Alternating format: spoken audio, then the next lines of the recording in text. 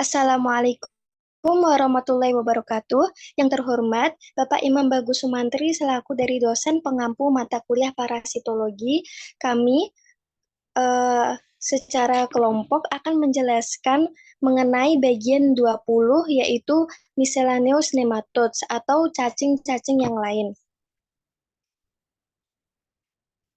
Untuk anggota kelompok kami, yaitu saya sendiri dengan NIM 231501038.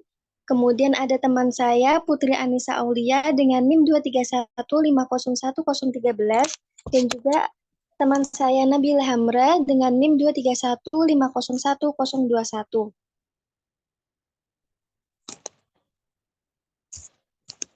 Bagian pertama yaitu Angiostrongyllus cantonensis atau biasa kita sebut dengan cacing paru tikus. Nah, cacing paru tikus ini termasuk dari golongan nematoda dengan bentuk filiform. Ukurannya kurang lebih 7,7 mm untuk jantan, 12,8 mm untuk betina, dan memiliki diameter 0,3 mm untuk jantan dan 0,36 mm untuk betina. Dapat kita simpulkan bahwa ukuran dari cacing paru tikus betina itu lebih besar daripada ukuran cacing paru tikus jantan. Nah, cacing paru tikus ini memiliki nama lain rat lungworm. Cacing paru tikus memiliki organ genital pada jantan berupa bursa copularis, sedangkan pada betina berupa vulva yang terletak di ujung posterior. Nah, di bagian kepala sendiri terdapat 3 buah labia, di antaranya 2 terletak di bagian dorsal dan 1 terletak di bagian lateral. Nah, tahapan infeksi pada manusia yaitu hopses pertama dari cacing paru tikus, yaitu tikus itu sendiri yang berada di usus tikus. Nah, kemudian tikus sendiri akan mengeluarkan kotoran. Kotoran ini sudah terkontaminasi oleh larva. Nah, dari kotoran ini kan masuk ke dalam tanah. Siput juga dapat terkontaminasi. Nah, siput sendiri biasa dimakan oleh manusia. Siput yang terutama yang mentah itu lebih beresiko menularkan infeksi dari cacing paru tikus ini. Kemudian, nah dampak kesehatannya yaitu meningitis eosinofilik. Gejalanya yaitu sakit kepala, kaku pada bagian leher, mual, muntah, demam tinggi, dan sensasi abnormal pada lengan dan kaki seperti nyeri. Kemudian bisa juga untuk penglihatan yang kabur dan masalah sistem saraf pusat atau neurologis hingga kematian. Nah, kematian ini sendiri telah uh, ada kasus kematian di Hawaii pada 2018 karena turis di sana yaitu memakan siput mentah. Nah, infeksi Angiostrongyllus cantonensis ini pada manusia diawali dengan larva cacing yang menembus jaringan usus dan masuk jantung melalui sistem portal. Setelah itu, larva cacing masuk ke kapiler paru dan memasuki sistem saraf pusat melalui sirkulasi darah. Nah, di otak ini larva akan mati, tapi menyebabkan reaksi inflamasi pada otak. Nah, pencegahan dari meningitis eosinofilik ini sendiri yang paling penting yaitu hindari makan makanan mentah seperti daging atau seafood dan sayuran. Kemudian selanjutnya yaitu cacing anisakis. Nah, anisakis ini sendiri termasuk dalam domain eukariota di mana memiliki kelas Chromadore dengan ordo Rhabditidae. Nah, familinya yaitu Anisakidae. Anisakis adalah parasit nematoda pada mamalia laut seperti lumba-lumba, anjing laut, dan paus. Nah, telur-telur yang dilewatkan di air laut ini akan menetas dan menginfeksi krustasea laut. Nah, dari krustasea laut ini, cacing itu dapat menyerang manusia melalui ikan mentah. Nah, bagaimana? Jadi krustasea itu akan dimakan oleh mamalia-mamalia laut yang nantinya mamalia atau ikan yang kita makan dalam keadaan mentah itu akan menyebabkan infeksi pada diri manusia.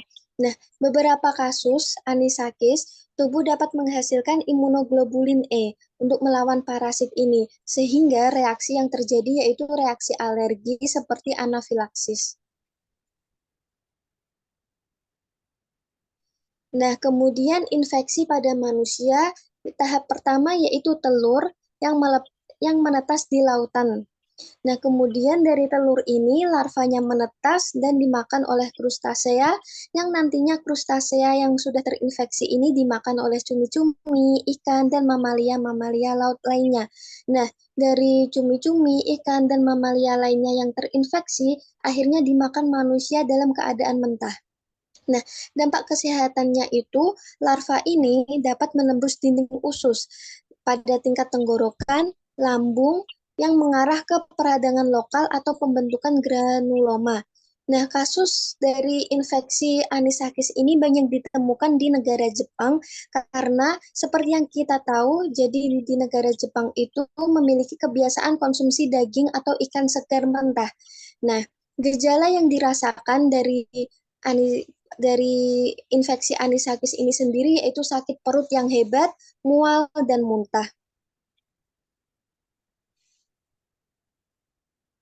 Selanjutnya yaitu Capillaria philippensis yang akan dijelaskan oleh rekan saya.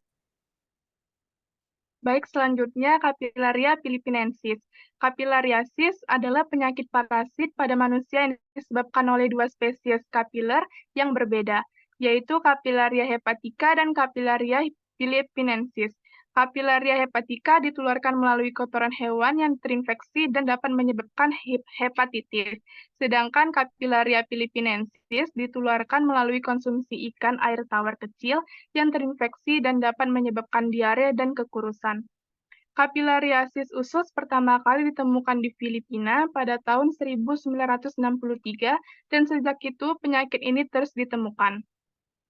Capillaria philippinensis adalah nematode kecil yang memiliki panjang cacing betina dewasa berukuran 2,5 sampai 4,3 mikrometer, sedangkan cacing jantan sedikit lebih kecil berukuran 2,3 sampai 3,2 mikrometer. Telurnya berukuran 45 mikrometer dikali 21 mikrometer. Life cycle atau lingkaran kehidupan, nematode parasit yang menyebabkan kapilariasis usus, infeksi pada manusia diawali dengan konsumsi ikan mentah. Larva infektif ditemukan di usus ikan. Ketika ikan infektif dimakan oleh manusia, larva menjadi dewasa dan cacing dewasa hidup di mukosa usus, terutama di jejunum, di mana mereka biasanya terdapat dalam jumlah besar. Kemudian penyakit Capillaria philippinensis, penyebabnya sering ditemukan di jaringan ikan air tawar kecil. Next, Mas Dah.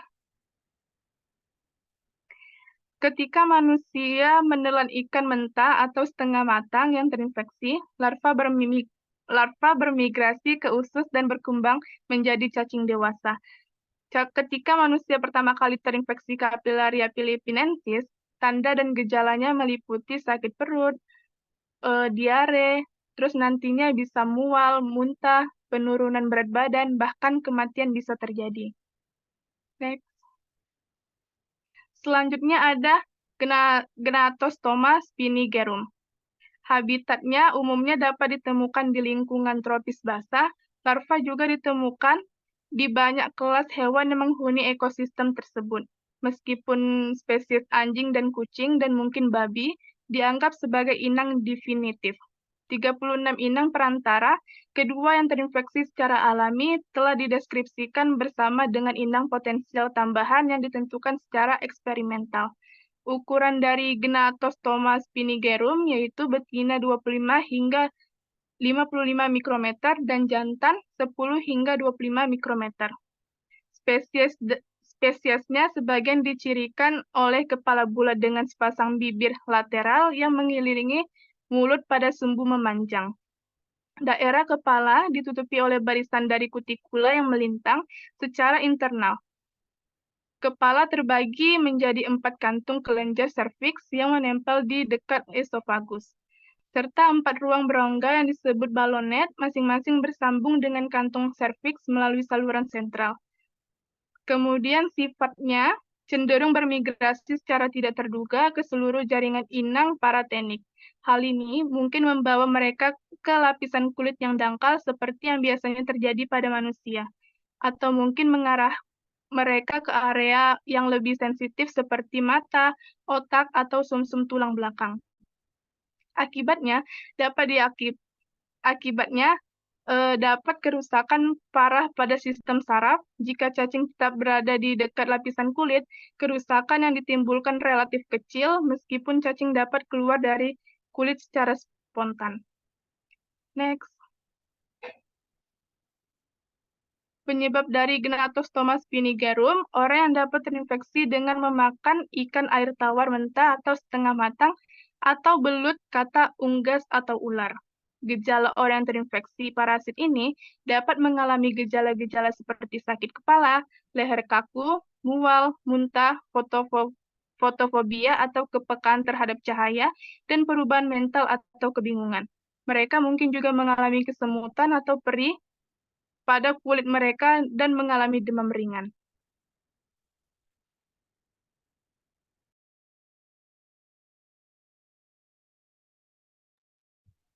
Oke, baik. Selanjutnya larva migrans. Siklus hidup sebagian besar nematoda yang memparasit manusia meliputi migrasi larva melalui berbagai jaringan dan organ tubuh. Kadang-kadang larva terlihat kehilangan arah dan berkeliaran tanpa tujuan. Kondisi ini dikenal sebagai larva migrans. Adapun tahap terjadinya larva migrans itu yang pertama yaitu cacing yang berasal dari dua hewan yaitu anjing dan kucing yang itu terletak di ususnya. Kemudian yang kedua itu kotorannya, yang mana kita sendiri tahu bahwasanya kedua hewan ini suka membuang kotorannya sembarangan di tanah. Kemudian tanah akan terkontaminasi yang dilanjutkan dengan tumbuhnya larva di tanah dan kontak dengan kulit pada manusia.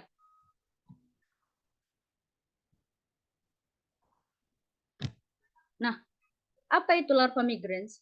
Larva migrans adalah kondisi medis yang disebabkan oleh infeksi parasit pada manusia, biasanya oleh cacing nematoda dari spesies tertentu. Larva migrans sering terjadi saat manusia terinfeksi dengan larva parasitik dari hewan seperti anjing atau kucing.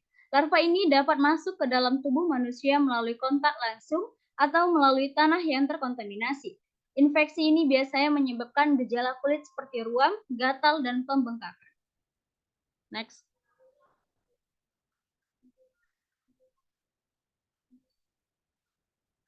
Nah, larva migrans ini terbagi menjadi dua jenis, yaitu yang pertama Cutaneous larva migrans. Apa itu Cutaneous larva migrans? Cutaneous larva migrans ini adalah kondisi yang juga dikenal sebagai creping eruption yang disebabkan oleh larva nematoda yang menginfeksi melalui penetrasi kulit, paling umum oleh spesies cacing tambang non-hewan Ancylostoma brasiliense dan A. caninum. Infeksi dengan cacing tambang ini pada anjing dan kucing didapatkan dari tanah yang terkontaminasi dengan tinja hewan-hewan tersebut. Larva-larva ini menyebabkan gatal-gatal yang berkembang menjadi terowongan-terowongan berliku di epidermis. Dengan gerakan larva di dalam kulit, lesi ini juga berpindah oleh karena itu disebabkan creping eruption. Next.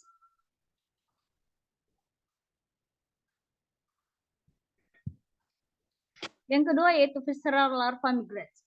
Visceral larva migrans adalah kondisi yang disebabkan oleh migrasi larva nematoda spesies non-hewan yang menginfeksi melalui rute oral.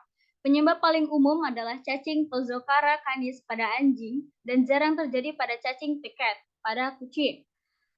Ketika telur yang menginfeksi ada dalam tanah dimakan oleh larva yang menetas di usus kecil, menembus dinding usus, dan bermigrasi ke hati. Mereka dapat tinggal di sana atau bermigrasi ke organ lain seperti paru-paru, otak, atau mata. Pada manusia, mereka tidak berkembang menjadi dewasa, tetapi menyebabkan lesi granulomatosa yang menyebabkan kerusakan lokal. Manifestasi klinis tergantung pada lokasi yang terkena dan tingkat serta durasi infeksi. Karena anak-anak lebih mungkin menelan kotoran, kondisi ini juga lebih sering terjadi pada mereka. Gejalanya yaitu demam, hepatomegali, pneumonitis, hiperglobulinemia, dan pika adalah temuan umum. Pasien dapat mengalami gangguan neurologis atau migrasi larva neural dan endophthalmitis atau migrasi larva ophthalmik. Pembersihan cacing pada hewan peliharaan di rumah membantu kita dalam mencegah dengan membatasi kontaminasi tanah. Migrasi larva visceral juga dapat disebabkan oleh anisakis yang merupakan parasit askarid besar pada hewan laut dan juga oleh Gnatostoma.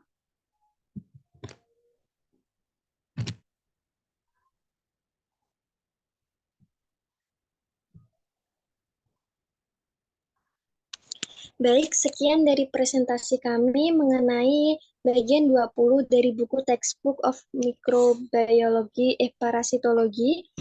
Nah, terima kasih atas waktu dan kesempatannya. Mohon maaf bila terdapat salah kata dan perbuatan. Wassalamualaikum warahmatullahi wabarakatuh.